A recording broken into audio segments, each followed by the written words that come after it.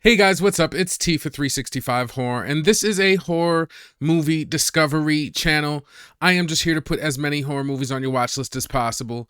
And in today's video, we are going to be looking at 3 brand new releases for you guys to watch and stream today. So let's get into it right now.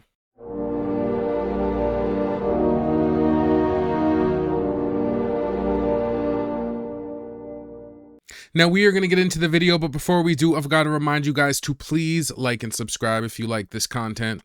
Also, this video is best watched with a movie tracker. I like to use Letterboxd. It's just the easiest way to keep track of the movies that you've seen and want to see. I also wanted to touch on the availability of these titles, as I have went to each of the services and verified that these are available. If you aren't able to see them, there's probably one of 2 reasons. One, you might be region locked. Sometimes these movies don't come out in Canada for a bit. And if you're not seeing them, the number 2 reason could be if you are using alternative media sites or any of the free stuff. Some of these movies just came out yesterday, so they won't show up for a couple days. And lastly, these are just a preview. These are not reviews and recommendations. As always, I've added chapters in the description so you can skip any of the trailer reactions or any of the movies if you don't like to see it. And if you would like some reviews and recommendations, then I suggest you watch my Every Movie I Watched in a Month series, my You Should Watch series, or any of my movie list series. This here is just a little something for the diehards like me that are always looking for something new to watch. And with that, let's get right into the new movies. The first movie we're going to look at today is an adventure horror mystery named Its Name Was Mormo, and this movie's available on VOD Digital.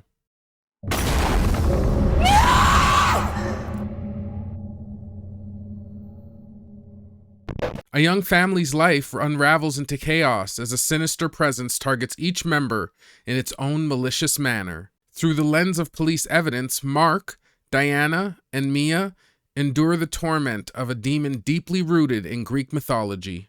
It is directed by Mark Andrew Bowers. Okay, after watching the trailer for Mormo, this one looks like it's a pretty good creepy found footage film. Right off the hop when it comes to the creeps and scares in the movie, this looks like it has some really good creeps and scares, and I liked a lot of the situations and settings they chose. When it comes to the gore, we only really see little parts here and there, so I don't think we're going to get a ton in the movie. Now, when it came to the characters, I thought they were played well, and the movie had some pretty good production. The 90-minute runtime seems to be a decent sweet spot for found footages, but I do prefer sometimes around the 70-minute mark because I feel that the 90 minutes, you still have a chance for them to just put in too much mundane content. Now, when it comes to the story, I do like the Greek mythology angle, as I do like that kind of feel, and I do like that the antagonist is a demon-like creature because I do love found footages when they have a supernatural feel. Now, the only thing I was weary of is I did see some black screen screaming, and that's one of the things that can really easily ruin a found footage for me. Hopefully that was just something that was in the trailer, and in the actual movie, maybe it isn't even there, or they just keep that to a minimum. I especially hate it when they the entire climax is just black and sounds and screaming. It's like all that lead up with showing their mundane lives and you totally steal the payoff. So that's something that I'm always weary, especially when I see it in the trailer when you're showing me the best parts of the movie. Overall, I do think Its Name Is Mormo does look like a pretty good creepy found footage, and it's gonna get a regular priority on my watch list. Something followed us home. We must have stolen from it. I can feel it watching now. There was a doll. Marcel isn't coping very well.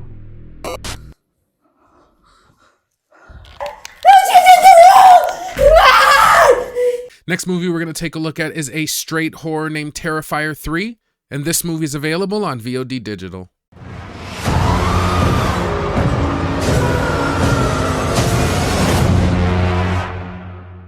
Art the Clown is set to unleash chaos on the unsuspecting residents of Miles County as they peacefully drift off to sleep on Christmas Eve. It is directed by Damien Leone. Okay, so after watching the trailer for Terrifier 3, I'm happy to say it looks like Art is back with a vengeance in this gory clown slasher. Now let's get right to it and talk about the reason that you'd watch this movie, and that is obviously for the gratuitous gore. Now, even though I haven't had a chance to see this movie yet, as a gore hound, I've heard that this movie is super gory, and so I'm excited for it. Now, while I don't ever tend to believe that people puked in the theater or people passed out in the theater narratives that they try to spread, I do think anybody that isn't into heavy gore really should tread lightly with this movie, as it is a focus of the franchise, so it's sure to be extreme. Now, I doubt that there'll be any real creeps or scares in this film. We may get some tension scenes, but I think that's going to be about it. Now, like I said, Art is back with a vengeance, and he definitely looks better and funnier in this movie, so that makes me look forward to the story, and I'm also happy that it has like kind of a shorter runtime, because I did feel that the runtime of part 2 was a little long, so hopefully this one feels a little reined in. Now, if you're wondering about the story when it comes to a Terrifier movie, you might as well kick rocks, because there really isn't very much story in these films. And I know that some of the bigger fans are going to kind of cape and say it does have a little bit of a story, but definitely the focus of this movie is gore, and I will love every minute of it. Now, Terrifier 3 has been really anticipated for me, so I'm sure that I'm going to be checking this one out this weekend, and it's going to get a top priority on my watch list. I think a lot of people would really like to hear from you after all this time. Want to know what it's like to be in the presence of that kind of evil. What goes through your brain when he's close enough to you. You feel his breath. Last movie we're going to take a look at this week is a crime comedy horror called Hemet, or The Landlady That Don't Drink Tea, and this movie is available on VOD Digital. Thou hast delivered me from the power of the old woman, who is a wicked witch.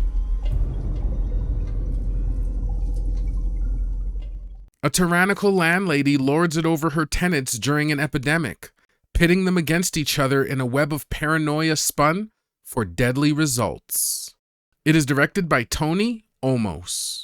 Okay, so after watching the trailer for Hemet, this looks like an okay redneck zombie horror. First thing we're going to do is we're going to skip over the creeps and scares, because I really just don't think we're going to get much of those. Now, when it comes to the gore in the film, it could be a little bit of a different story, because we do get some scenes where we see people getting eaten alive by these like homeless pandemic victims. And just by the kind of B-movie production that we see in the film, there could be some good kind of practical gore or some really disgusting stuff, but we just don't see any of it in the trailer, so that's kind of speculation. Now, the cast for this one also just looks alright. Again, it's got a little bit more of a B-movie feel, but the acting wasn't horrible, it was just alright. Now, I kind of like the story of the landlady and her just being totally badass. I mean, it was alright. And some of the humor in the trailer was really quite good, with a couple of really good raunchy one-liners. But anything that we actually think that we could get that's unique about the plot in this movie will probably take the place of being just something more zany. And like an example I'll give of that is like, it's unique because we've never seen homeless people that eat people's legs.